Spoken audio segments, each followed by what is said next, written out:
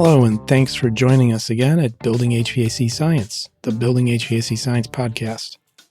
I've worked in the HVACR and building performance markets for over 30 years, and I noticed the need to provide more scientifically based information on how to do a job in the technically correct manner. And that's led to this podcast. In today's episode, we get an insightful look from Silas Hoeppner. How can I get to chat with him? It's a follow-up discussion to an earlier podcast, which was episode 193, where he continues to share his journey of transitioning from a house-centric approach to an occupant-centric model in his work. And he talks about the lessons he's learned and how these things and these observations have shifted and reshaped his philosophy on the work he does. He talks about, of course, the importance of understanding a homeowner's unique goals and success metrics rather than imposing a one-size-fits-all solution. I think this lesson really can't be iterated more frequently than we have. It's a really important thing to communicate, to avoid assumptions, and to effectively address the actual issues that the homeowner, the customer, looks to have solved. He gets into some examples, some common misconceptions, and concludes by offering some actionable advice for listeners and how they have to prioritize clear communication, understand the occupant's real needs, and ensuring solutions align with both immediate and long-term goals. There's a link in the show notes to Silas's bio. Does a lot of interaction on various Facebook groups and in LinkedIn. So if you want to follow him and learn more, you can do that. But right now, you want to listen in as Eric and I chat with Silas Hoeppner about evolving HVAC strategies, solving problems for people, not just homes. Hello, everyone. Welcome back to the Building HVAC Science podcast. Eric Kaiser over here, Bill Spohn somewhere over there in the virtual world. And back with us for another episode. We had so much fun the first time, and I don't think we dove into everything possible that we wanted to talk about. Mr. Silas Hoeppner from the middle of Iowa. The middle of the universe. And I know that we didn't get to everything, and you guys are going to get so sick of me before it's all over with. I hope not. We'll see how that goes. So thanks for coming back. We talked episode 193, which published on November 22nd. And this one we're recording today is scheduled to be episode 201, coming out in middle of January of 25. So a little bit of break in time, although we're recording this now in middle December because of scheduling. But you presented an interesting topic to talk about, to carry on the conversation about existing homes. And I like this one sentence, how the process has evolved over time from to be house-centric to occupant-centric. What do you mean by that? There's some just human nature when you first start to learn new stuff, like when we first started to learn about houses and building tightness, blower doors and duct leakage, and all the things that matter when it comes to how a house works. You get really excited, or at least I got really excited about all that stuff. And then you want to go evangelize that, and you just want to go word vomit that at everybody and anybody who will listen. And so those poor people that called me early on in the process and were like, hey, we want an energy audit. And we're like, yes, yeah, we can do energy audits. We know energy, boy. So we'd get out there and we would do all the talking. We'd do a bunch of testing. Hey, look how smart we are. We have all these cool tools. We're setting up this science experiment in your house. And it was a lot of fun. I'm a tool guy. I love being able to test things, and I love the process of doing that. It's one of my favorite parts. I love the problem solving aspect of it. So you get out there and you want to share all these cool things and bore people with static pressure and bore them with how many pascals difference, this and that. And they're just like, awesome. So how many dollars can I save? And you're like, oh. And so then you get into that and you'd get all the way through. You'd put together this. I had a tendency to write these magnum opus reports full of a bunch of really cool technical sounding stuff from the people who actually knew what it meant. I'm regurgitating Stebrick for the masses. And it just fell on deaf ears or flat. Like, hey, okay, so I paid you this money, came out and you did this stuff for us, and it all looked really cool, but now we don't know what to do. I have this 55-page report full of stuff in it. Who cares? What do we do now? So we've done this really good report. I think what would be helpful for you is if we pass this information on to some contractors to get some estimates for some of this work that we recommend to help you save some money. And that a lot of times, being the third party independent energy auditor, contractor person, is where the process fell apart. Because we would test some things and say like, hey, you get a lot of synergy and a lot of bang for your buck by retaining some of these things and making some of the stuff that you already own just work more to its potential. And if you did some duct sealing and some air sealing and some of these incremental changes to the stuff that you already own, you could really make an impact. And then you'd hand that off to a contractor that you've done some work with or that had referred you to the job or whatever it is. And they'd come in and they'd be like, hey, you know what you need is a brand new modulating furnace. And that's only, you're in luck. We have a sale. It's only 15 grand. And then they would do that. We'd go back and do some testing, be like, BTUs per dollar, you're about 45 cents in the hole on this project. And they'd be like, well, that doesn't sound very good. We're not very happy with that. And that was early in the process. And we didn't really have an answer or an explanation. Hey, nothing in here said buy a modulating furnace. Where'd you come up with that? The guy you sent me to sold me this thing and said it was the best we could do. So a disconnect, is that what you're saying? For sure. Big disconnect early on between folks that were willing to do the work and their understanding of what it is we were asking for. Although I think that there was some willful ignorance in that process. Like, hey, for us, it's about selling the box, getting the furnace sale. It really doesn't make any sense for us to send our guys out sealing ductwork or sealing housing, whatever it was that we were coming up with. So that was really frustrating because we felt we have a lot of really good knowledge. We were able to get to what is costing you energy, what's costing you comfort, but we didn't spend a lot of time asking a lot of questions. Just like, hey, you want an energy audit? We do that. And then certainly the part where you hand off the project and it gets fumbled a little bit. That's where in the description here, moving from a house-centric to a more occupant-centric model was really helpful. And some of that you just trial and error, bad experiences, you just learn some stuff over 15-ish years doing this thing and you get slowly better at it. And you have these moments where you meet somebody or you come across some content where you're like, oh man, how did I miss that? How did I not understand that you could do that? And so I think over time, it just got a little bit better and a little bit better. Then we started experimenting with maybe we just don't hand this off. The HVAC guys don't want to do some of the stuff that we're recommending. We'd get into a lot of houses that were less than 10 years old. And really the major malfunction with the house was it had high static and low airflow. And I just couldn't get conditioned air out to the far reaches, to the rooms in the far corners above the garage and wherever else.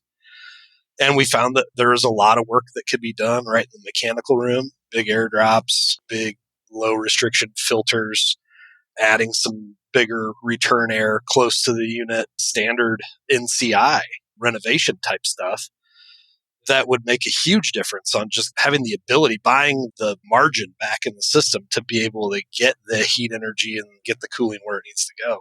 Make some fan speed adjustments, do some retro commissioning, send the air, be intentional about where the air goes. And we could make people a lot more happy than they were with a relatively modest budget and still make decent money relative to if all I'm out there doing is audits. There's a certain limitation to that business model. So now I can provide some of the work and the HVAC contractor doesn't want to do it anyway. But if I had, hey, this is a 20-year-old furnace and they need to look at a replacement, they'd certainly be interested in that work. So we started playing with that a little bit and it was moderately successful. And we got into this mode of we could almost go door to door and find this problem. So how do we get everyone on the planet to try to call us to come in and essentially optimize their HVAC system? And I really got hung up on that for 3 or 4 years. What's the business model here? How do we make people aware of this? How do we get people to call us? And eventually got to a point where I realized that probably wasn't the way to go. Do you think the reason is the lack of appreciation of sort of the connection between technical elements and the way they feel, maybe and or in part the vocabulary that's needed to be able to express what you want to express and what you're hearing from someone else? Yeah, I think A lot of times, even just right off the bat, there was a major disconnect in when people would call me and say, I want you to come out, really understanding what they wanted and defining what success was. And when you're trying to get people to call you, it's like, how many people can I get to call? And sometimes you're persuading people that they have problems. Like, oh, your furnace and air conditioner are probably oversized. Your static pressure is probably too high. Your ductwork is probably leaky. Your house probably isn't balanced properly. But that person says, like, we largely don't have any complaints. That's a two-story, and the upper floor is a little warmer in the summer, a little colder in the winter, but it's a two-story. I grew up on the farm, and it was 25 degrees colder at night. We just had giant blankets and wore a sweatshirt to bed. It's like, oh, okay. So not everybody has the same idea of what success looks like. And so definitely a disconnect in vocabulary, and really want to come out and prove that you're providing value and just saying all this stuff, CFM and delta T and psychrometrics and wet bulb. And people are just like, okay, man, we get it. You're cool. Yeah, find an outlet for that, not your customers. Yeah. So God bless you guys, because I can talk to people that know about wet bulb and BTUs and total cooling and all that good stuff. And I don't have to go to my neighbors and bore them out of the party. They have those houses where you can go and just wreck stuff. What do they call those? Rec rooms or something like that? Yeah. So this is the psychological rec room for building science is on this podcast. I love that. I love it when just good ideas come out of thin air. But yeah, you're in the middle of doing this stuff. You're trying to figure out how to get the revenue in, how to make the business move forward. You're doing other things. We're jack of all trade building performance people. So we're doing HVAC design work for new construction. We're out there doing home energy ratings. We're out there doing pre-drywall inspections and pre-con meetings. We're doing presentations for the utilities. We're out there doing training for people. And we're doing everything we can to provide value and to get the word out, educate folks. And a lot of that's largely out of necessity. We got to stay busy. We got to have stuff to do, and we use our skills to provide value. While you're trying to solve some of these problems and develop these things, it can be really slow. And sometimes you miss the lesson that you should have learned, and you don't learn that lesson until later. Like, I'm out here banging my head against the wall trying to get people to buy something they don't necessarily think they want or need. Why are we doing that? So eventually where it went to is it took a bat to the knees of my ego to back away from this whole thing where it's like, I know a bunch of stuff. I'm this expert. I'm really smart. I'm going to save you from your house. I'm going to help you solve all these problems that you don't even know you have. Into this is about the time that I started over at Modern, and I hit that point of there's a lot of stuff out there that I still don't know, and I didn't know that I didn't know those things. And it just really took that experience to rethink the whole process. So yes, the house stuff is important. The testing is important. Measuring things and load calculations and all the cool stuff that we know how to do and we know how to test and we know how to figure out in the house. Super important. That's the foundation of providing solutions. But I would argue that even more important than that is really understanding why the person called you. Why are they looking for help? People would for years call and say, we need an energy audit. Yep, we can do that. Absolutely. Send me over your utility bills. We're going to do a blower door. We're going to find where all the air leaks out of your house. We're going to measure your heating and cooling system. It probably only performs at 60% of its potential. Blah, blah, blah, blah, blah. Okay, yeah, sounds like you guys know what you're doing. And then we'd get out there and we'd put together this energy audit report. Here's a way you can save some money, and here's how you can do this and that. This is a problem. Here's how to make it better. Oh, well, what about Billy's room? What about Billy's room? Who's Billy? Like, what?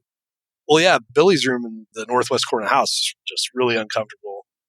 And that's why we called, is because he doesn't even sleep in his bed at night.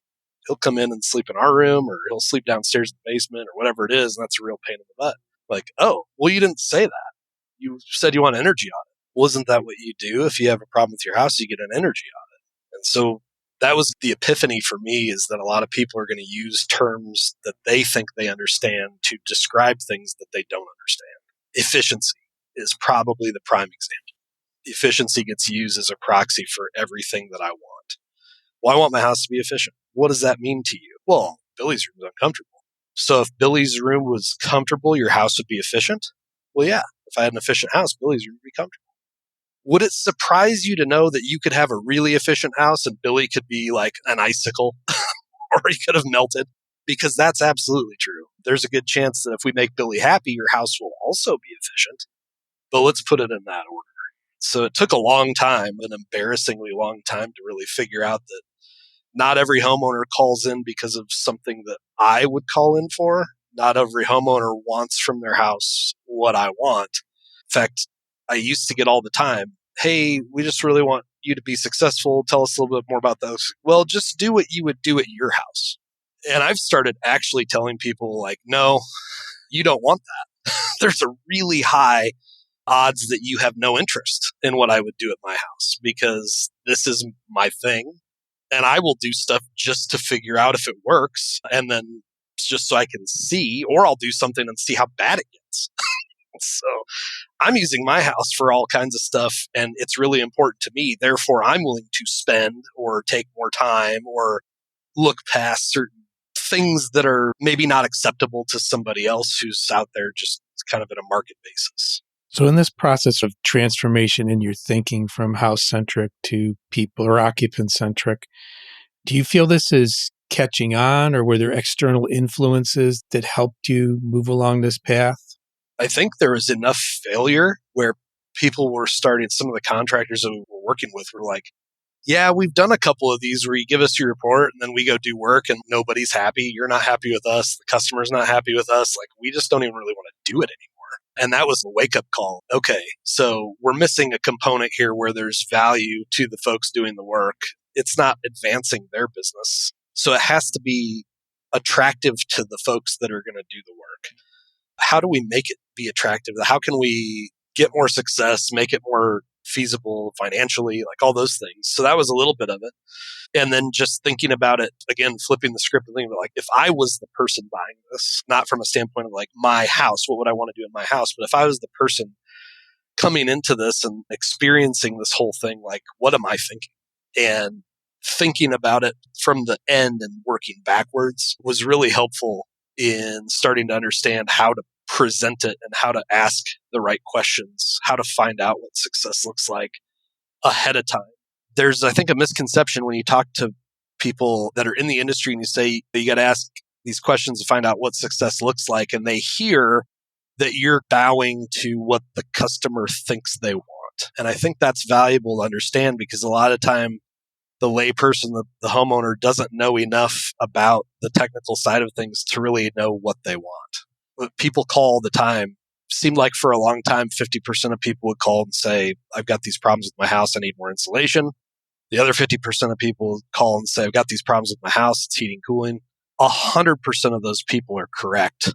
It's just to which degree and which things can we actually get to and fix that meet their success. So sometimes people will say, I got these problems and I need more insulation in my attic or whatever it is. They think that they self-diagnose these things. And if you ignore that and walk away from it and just show up to the house and measure a bunch of stuff and say, well, actually, you need this, not that. Sometimes you're off the beaten trail from the beginning and they're just not interested in moving forward because they're like, well, we know we need insulation in the attic and you said we don't. And so you're wrong. And we don't need to do what you said anymore. And if you can address that, just ask a question on the phone on the intake. Would it surprise you if your solution didn't involve attic insulation? And sometimes just asking that question ahead of time, they can say, well, yeah, it would really surprise me. Why is that? How could that be true? Yeah, that's what I was going to get to is it seems like you're happy with the path that you're now on, that it seems to be yielding good results. What are the recommendations you would give to a listener who's experienced some of this disconnect? And you did mention one thing about no more handoffs, moving from energy auditing to actually fixing the problem. Is that a key factor? I think it's probably no mistake that through what I've been doing that I've ended up at an HVAC contractor. I'm able to do these evaluations and help people solve problems in their home, and I can hand it off a lot more closely. I'm handing it off across the office instead of across town. And the folks that are here have obviously found value in the things that I can do and are willing to trust that if we can make some of these changes and some of these improvements the way we find it when we evaluate a house, that outcomes will be better. And what we found is that has been true. Since I've started approaching things this way, rather than looking at the house and just saying, here's all your stuff that's wrong with your house, and here's somebody who can fix it, the outcomes have become exponentially better for everyone. One of the things that I talk with my clients about is one of my personal goals for working with folks in existing homes is I want everybody to walk away from this process saying, I'm glad we did that. And that may not mean that anything gets done. And I like to let people know that that's okay. It might be true that once we get to the end of this evaluation process and we ask you a bunch of questions, we do a bunch of testing, that you're either not ready to make a change, you don't have the finances to make the improvements, you need to do some other stuff first that you didn't think you were going to have to do. Maybe the answer is we don't do anything right away. And I would say by and large, most of those folks that are interested in making improvements that just aren't ready right now, call me 6 months later. Email me 9 months later. Hey, we're ready now. We experienced enough pain since you left that we're ready to move. Or we saved up enough cash where we can start with the start. I'm wondering if you've ever turned down a customer when they've come to you and you take them through this process of asking the right questions and maybe challenging their assumptions of even why they called you. Do you ever feel like you need to turn down a customer? Yes. In fact, that's one of the things that I feel like here just in the last few years that I've learned can be the most important is truly identifying whether or not a customer is a good fit, not just us for them, but vice versa. There are some people that have preconceived notions and that know everything already, and they need you for, they're not sure why. And sometimes that's the question we ask. Like, well, you called me. How come you did that? And that sometimes forces them to come to grips with, oh, maybe I don't know as much as I thought I did. I need somebody to bid my HVAC, but we also need some information here. And so just asking that question. So you called me. How come you did that? If you know everything and you have all this figured out, then why didn't you call me? So you can learn a lot from that. But you can also tell in a 15 or 20-minute phone call whether or not you're going to be able to help that person or not. When somebody calls me and they say, we want you to come out and give us this information, and we start asking questions like, tell me about the comfort, are there rooms that heat or cool poorly? Is there humidity that builds up or it's too dry? You go through this list of questions with them. Like, yeah, no, it's not too bad. Yeah, I'd say that's a 3 out of 10. Pretty soon it sounds like you have a great house. Maybe I should live in your house.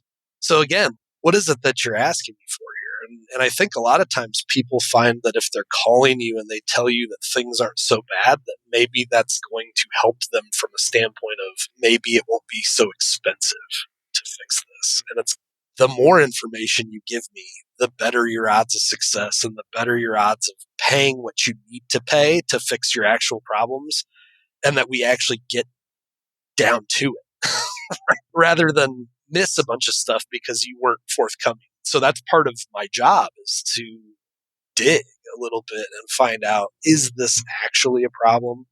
Or are you saying it's a problem because you think it is? Or are there problems that you're not willing to share with me for some reason? You're either ashamed of it or you are embarrassed of whatever it might be. I can't imagine you answer every call for your company. So how do the calls get to you? What's the triggering action or event? Sometimes when folks call in, they say, we're looking for this thing. Maybe that's a heat pump. Maybe it's specifically airflow. Some people call our office and say, we don't get hardly any airflow to our upper floor. And that like airflow word triggers the folks on the phone and say like, ooh, this is a Silas call. Let's send this to him. Sometimes people call and ask for the stuff. We read on the internet that we need a manual J, and we're told that you guys can do that. And that is an immediate send it to Silas. Other times, folks call in, we need a new furnace, and we need an estimate for that. And so our salesperson goes out to that, and he'll start looking around, asking questions. So tell me about this. You said you need a new furnace. This one's still working. What leads you to believe you need a new one? Going through the whole process and arriving at like, we've just noticed that we have these comfort issues, or we've noticed that moisture accumulates. And he starts to hear things that aren't part of a typical HVAC replacement process. And he's going to dodge that landmine if he can. So he's going to kick that lead over to me and say, you should really have a conversation. I'll ask some questions, see if it's the right fit. And if it's not, he'll follow through and do the rest of the estimate. If it is, I'll head out there and do my thing. But occasionally it ends up being a deal where somebody calls in, schedules the free estimate, and before the appointment happens, we're just looking at the property like, oh man, this is one of those properties in that neighborhood with this house. For us, there's a neighborhood around here where all the houses were built in the 40s and 50s. They're all story and a half. They're all brick exterior. They all have a third as much ductwork to the upper floor as they have. They all have air leaks from the attics into the floor systems. And people are like, we want to put a mini split upstairs or whatever it is, or we want to put it in a new air conditioner so that our upstairs is more comfortable. So then we get into a little bit more, do you think there'd be some value in understanding your problem a little bit better? Just asking some more questions that way. But that's usually how it happens.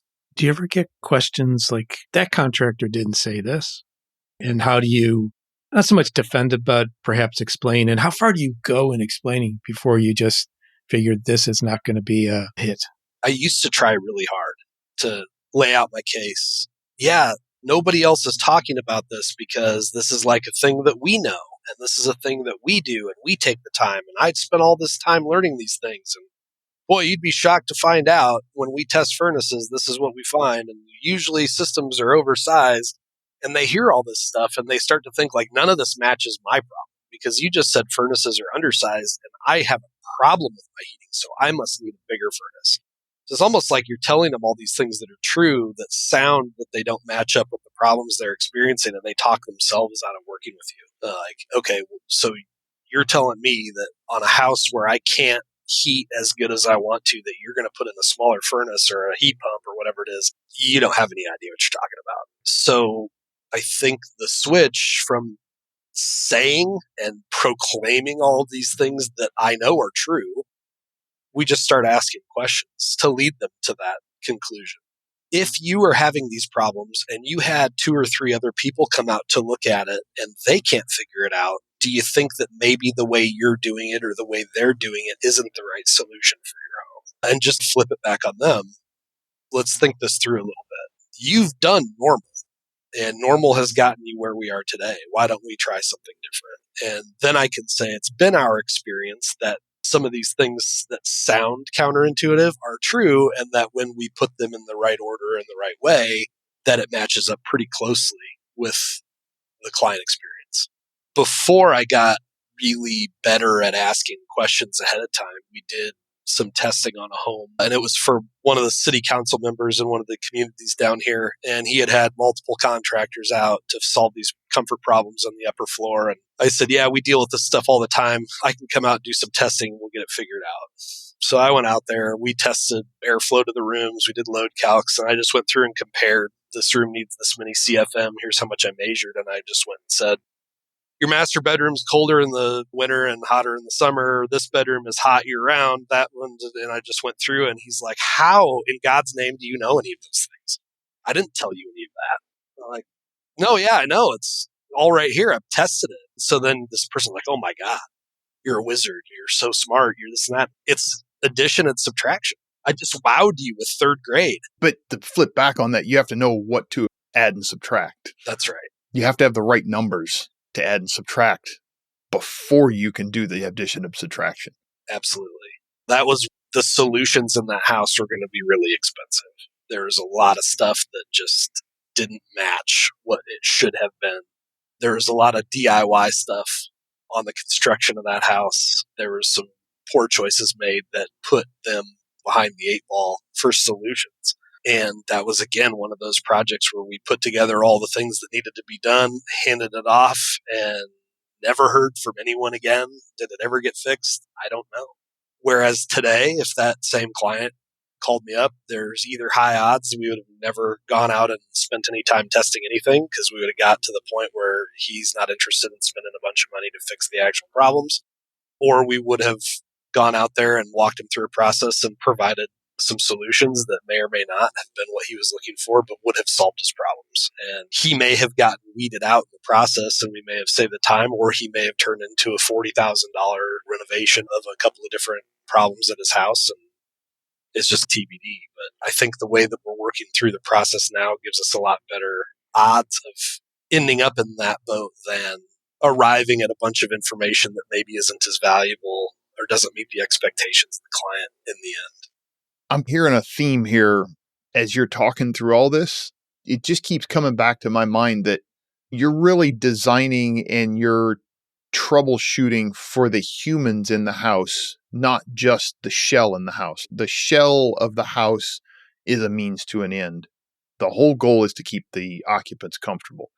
Something else you really said in there, you were talking about was it Timmy's bedroom? Billy's bedroom. Okay. So there's a good alliteration there. Billy's bedroom. All right. So Billy's bedroom is uncomfortable, but that house can still be really efficient. And you can have a really efficient house and not heat or cool it. Doesn't use much energy, but it's not comfortable for the occupants. Are you saying we should design for comfort first or energy first? The short answer there is that I don't actually know, because it depends on what the customer wants. But I would argue that most customers don't want an efficient house that isn't comfortable.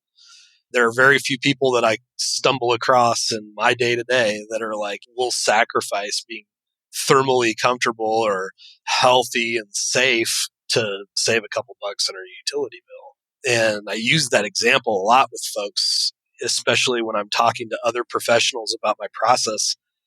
And I talk about what success looks like and finding what the customer actually wants. And they'll say, yeah, but the customer might want something stupid.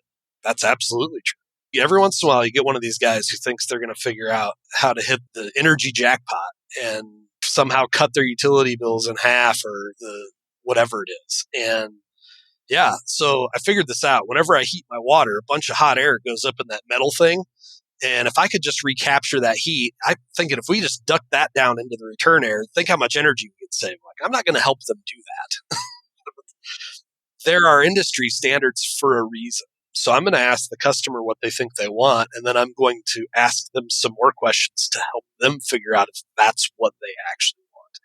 A lot of the people who have called and said they want some energy-related thing or some utility operating cost-saving thing don't actually want that, or want that in addition to a bunch of other stuff that they hadn't figured out that they wanted yet. And I think that if you ask them enough questions and lead them to that, down that path, that eventually you'd be like, oh, hey, there's a lot more to this than just the little narrow lens that I'm looking through here. So yes, design for comfort, design for the people, the efficiency follows. That's something I learned from Robert Bean, and then learned it again from Nate Adams and the Comfort Book.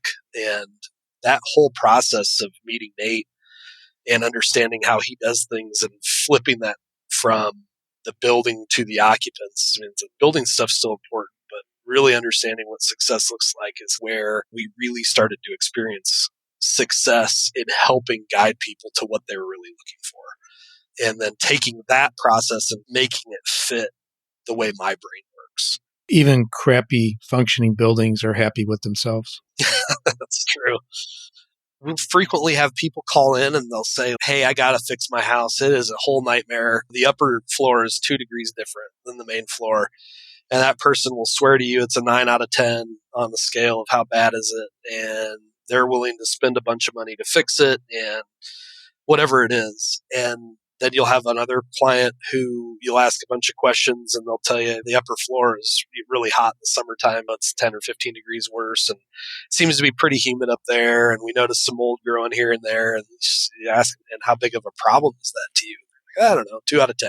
It's just like, oh, I could spend a bunch of time trying to convince the 2 out of 10 guy that I can help him fix his problems, but his budget's probably going to be smaller to solve those issues.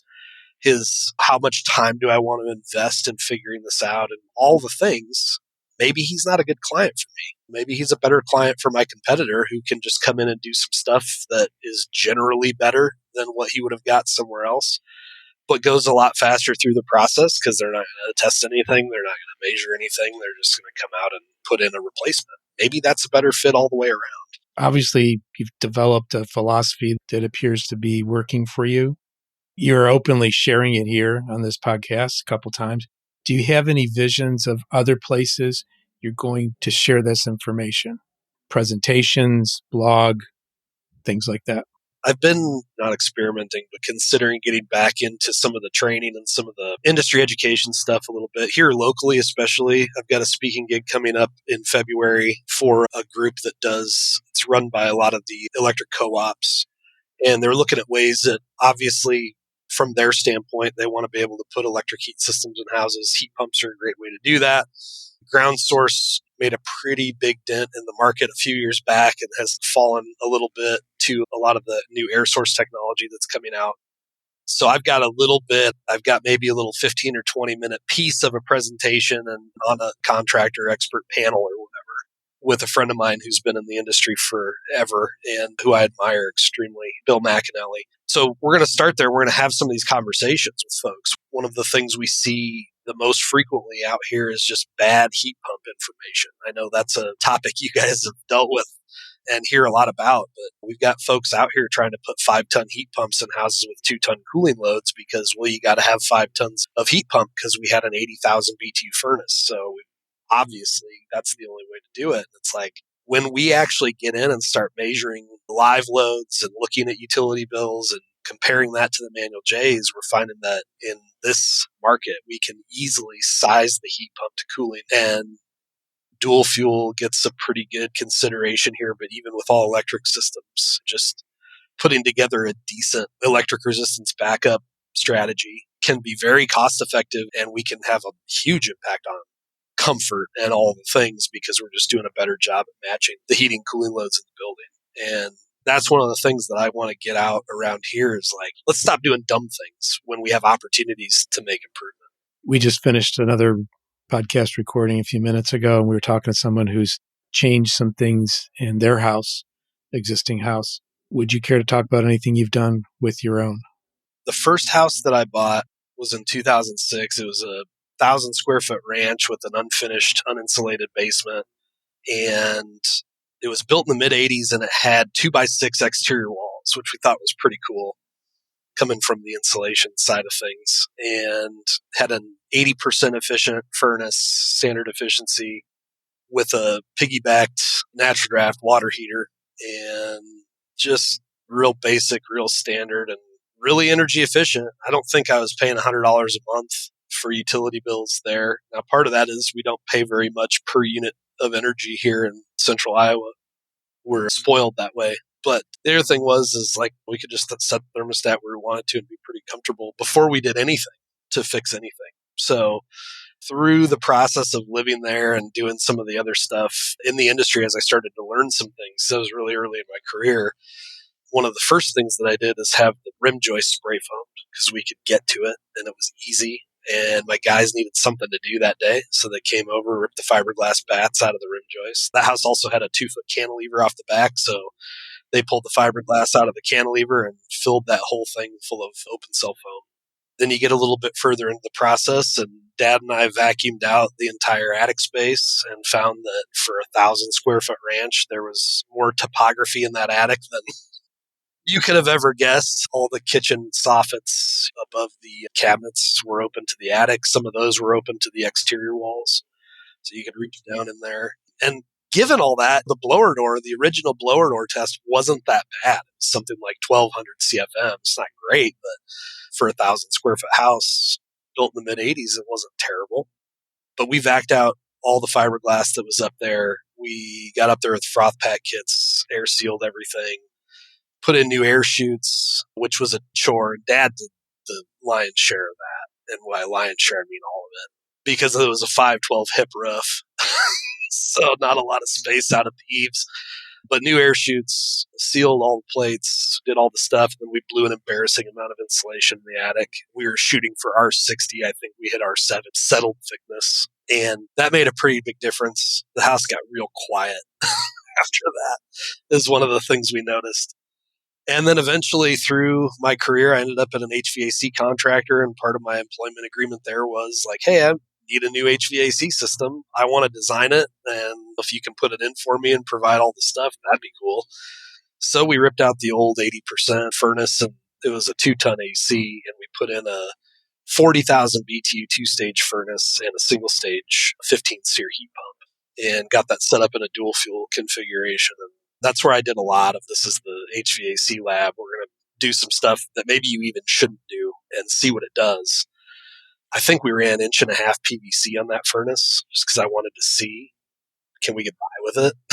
And it's still there. My parents now own that house. We sold that house to them and built a house of our own, but we messed with the combustion on that thing. I've done combustion training for different organizations that I work for out there because I know what I can get by with.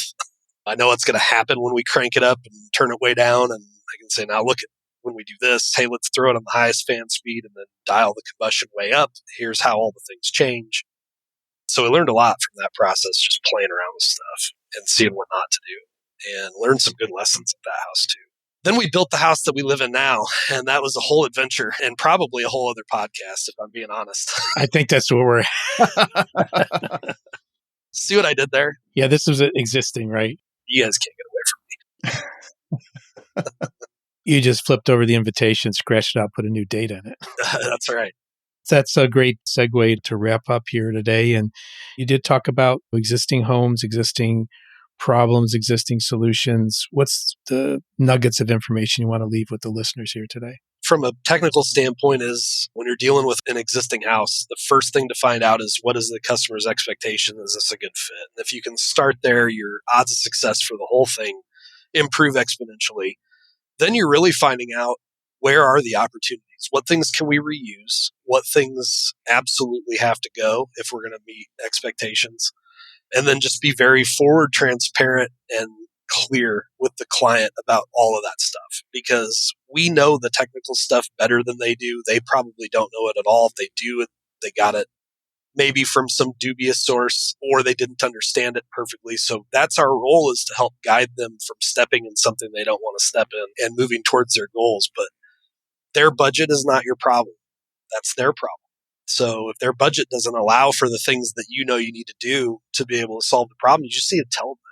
Hey, you're telling me you've got a $10,000 problem and a $1,000 budget. Like, this isn't a recipe for success, no matter who the chef is. And so that's one of my biggest things. If we can just get to a point where we can be forward with the clients and just tell them a spade is a spade, sometimes was a hard part for me to get over in the beginning. And then it's really about, in an existing home, are your issues mostly building, mostly HVAC, or a little bit of both? And then what direction do we need to go where we're not putting you in jeopardy, we're not putting you in harm's way, and we're building towards your goals? And if you're going to change a bunch of stuff in 5 or 10 years, are the choices that we're making today supportive of those changes, or are these things going to be undone, become obsolete, become problematic? And I think when you have those conversations with folks, they realize, oh, you're not out to just sell me something today. You're talking to me about what's happening in 5, 10, 15 years. Should probably start to listen a little more closely to what you're saying. And then from there, we're just applying all the stuff that the industry has been putting together forever, and that we're getting better and better at learning and understanding. Getting right-sized equipment, getting airflow and static pressure in check, delivering the air where it's supposed to go instead of where it wants to go, and making sure through that whole process that there isn't some part of the house that's going to hamstring us. Hey, overall, the blower door is pretty tight, but Billy's room has a big leak, so we put all this extra air in Billy's room. It's still not comfortable. Did we have any idea that was going to happen, or is that a surprise and now you have to walk back some stuff and now it's on me to fix that problem, instead of this is something we knew about going in and you told me, let's just fix the air and see how it goes. So just really changing to help the client understand what it is they want, say it out loud, and then what are the pathways to get there, and let them be part of that process rather than saying, I'm going to fix everything for you. You just sit back and relax. I just don't think that's sustainable. I don't think that's realistic. It'll work some percentage of the time, but it'll get you into trouble too. Very good. Communication, as Eric mentioned, that's the key here. Well, thanks for coming on again. I guess when we talk about your house, we'll get you set up for another visit back to the Building HVAC Science podcast, right? Yeah, we can talk about all the mistakes I made there and how it still worked out pretty good. So, oh, we love mistakes. I'm starting to find out, like, if I could just tell people about the mistakes that I made, they'll be like, wow, he's a really honest fellow. Yeah, and it's a learning process too. So for sure. I find it's way easier to learn from other people's mistakes than to make my own. That's right. I'm happy to share. If somebody's going to learn and not make some of the same mistakes that I did, that's great. So, speaking of sharing, your contact info, how would you like to be reached, if at all? Absolutely. Honestly, the best way to reach me is probably by phone and text message, if that's cool. And that number is 515-450-3136. And folks can find me on LinkedIn, Facebook. I'm with the rest of the usual suspects, throwing my 2 cents in on all the forums. Excellent. Yeah. Well, thanks for joining us again today, Silas. Awesome. Thanks so much, guys. I really appreciate it. Thanks, Silas.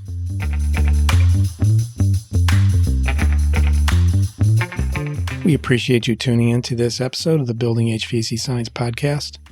If you want to get in touch with us, you can drop an email to marketing@trutechtools.com, TRUTECHTOOLS.com. And of course, some of the topics we discuss require technical training for proper interpretation or safe execution. So if you're a trained pro, you can go ahead immediately. But if you're not, please consult with and hire a trained pro. The Building HVAC Science podcast is a production of True Tech Tools Limited. Full disclosure, I'm an owner of True Tech, and the opinions expressed are those of my guests, my co-host, and myself, depending on who is speaking, of course. And if you want to look at some great tools and test instruments, you can find them at trutechtools.com, TRUTECHTOOLS, and you can use the offer code HVACBS for a nice discount. Thanks again for listening to this episode of the Building HVAC Science podcast. Until next time, take care.